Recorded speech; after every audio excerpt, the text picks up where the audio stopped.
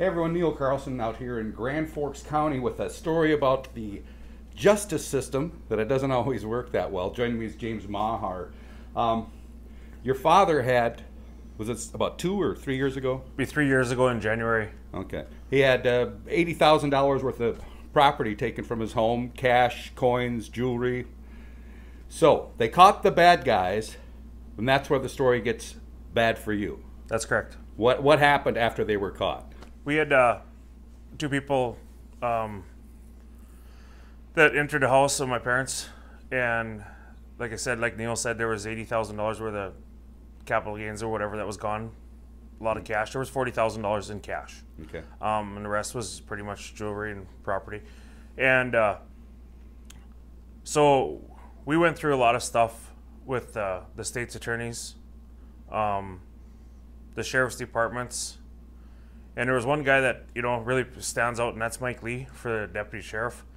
He worked really hard at collecting these two guys, and he said he wasn't going to give up till he found them. And he did find them. And They go to court and they're convicted? they go to court, they're convicted. They were sentenced to do restitution. They had, one got like 11 months, and the other one got a year and a half. So they got out of jail.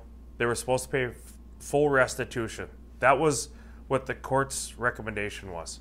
When they got out, it was like, I don't have the paperwork in front of me, but 1 month was supposed to be, you know, like $100 a month for like 2 months, and then it went up to $200, and then it went up to $300 until it was paid for on a full restitution. How much money have you received so far? On the one we received an $87 check, and he didn't even, or an $80 check, I'm sorry, I apologize. $80 check, and then another one we received $37 on the same guy. So he's been out for 8 months, and we got $117 from him. So now they wanted to take it back to court. They said they were going to switch it over to a civil case, which was basically telling my parents that they were just going to just let it be, and they can fight for their own money back. So basically, you can take these guys to court on a civil suit and sue them. And sue them. But I'm assuming the problem is they don't have any money anyway. Yeah, when you have nothing, how do you get anything out of them? We have an attorney hired right now, which is Larry Richards. And he is going to be involved in this. And we're trying to overrule it to get into back into the probation and off of the civil suit. We want them to have to pay their restitution. Okay.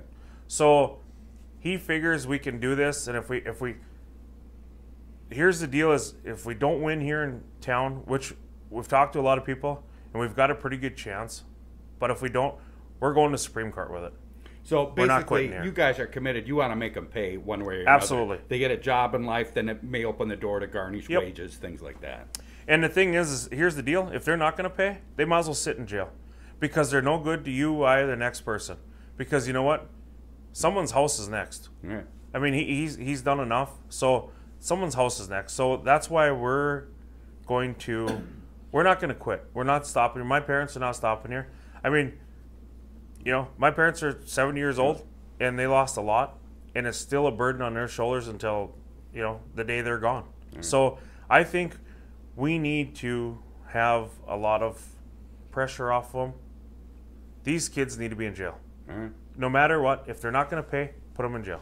All right, we'll leave it at that. Thanks for talking to me. Yep, thank you. I'm Neil Carlson reporting for iNews.tv.